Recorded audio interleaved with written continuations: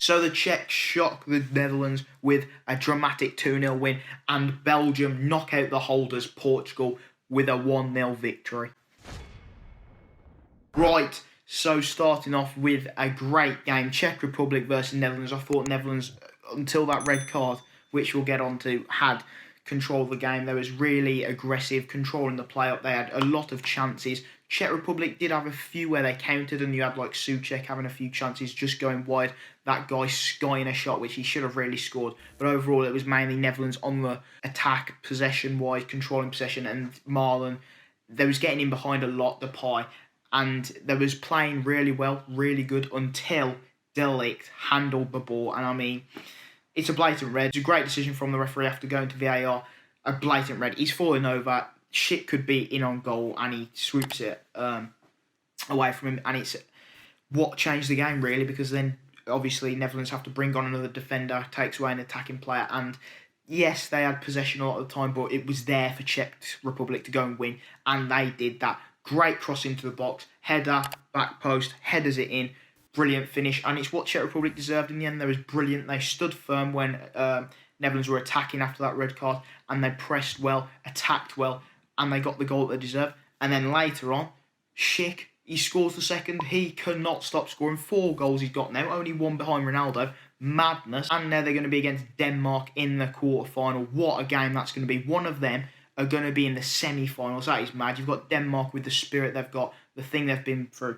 It'll be a great story for them to get semi-final. But then you've got Czech Republic, who are the actual dark horses. Everyone was saying Turkey. I said Wales or Scotland. It's not. It's Czech Republic, who have managed to get to the quarter-final and could potentially get to a semi-final. Great from them. And then that killed the game, really, that second goal. And overall, a fantastic performance. Souček, Kufel, Schick, fantastic. And the West Ham fans will be bloody proud, won't they? They're 2 Czech Republic men doing sensational. And now we're moving on to the Portugal versus Belgium game.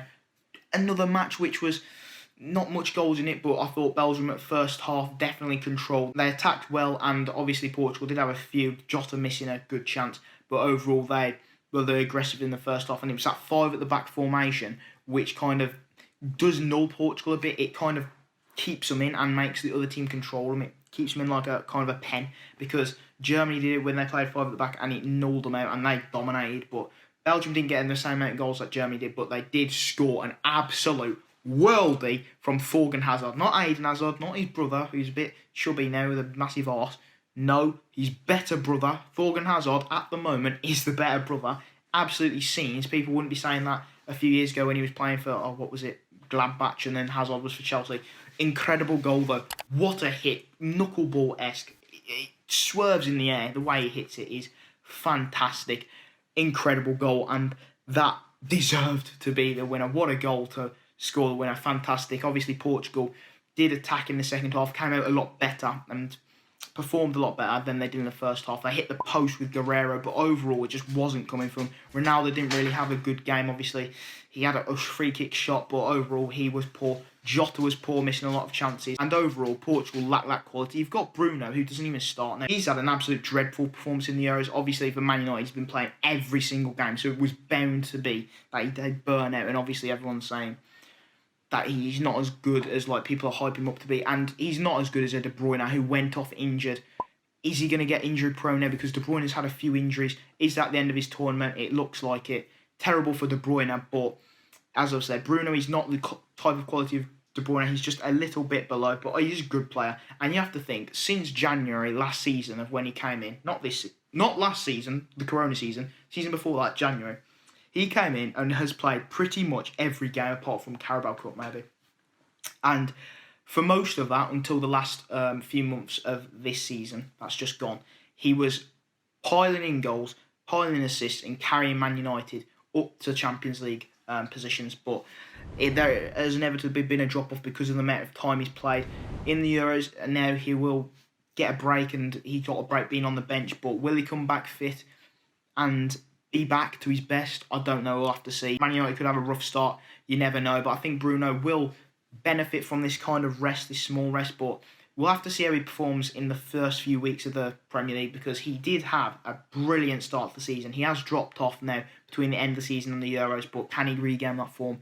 I don't know. He is brilliant, and he might rely on a few penalties, Penandes, but it is what it is. Overall, he has had a poor tournament, and Belgium won it. Defensively sound in the end. Portugal throwing everything at it. The kitchen sink, the toilet, the toothbrush, the toothpaste, the jumpers. They threw all at it, but they just couldn't score, and Belgium held firm.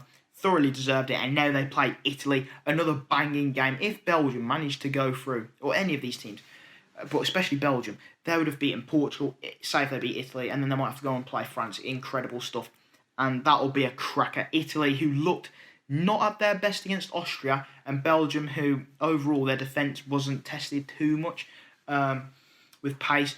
Italy could expose that with Immobile, but it'll be a great game to see who can go to the semi-finals. Two crackers set up and two brilliant games today.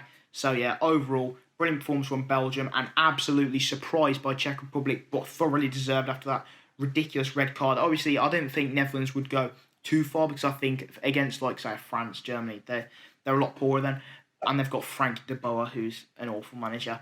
But overall, that red card switched it, and Czech Republic are through. And yeah, overall, amazing stuff. So I hope you guys enjoyed. Please make sure to leave a like, subscribe, and I'll see you in the next video.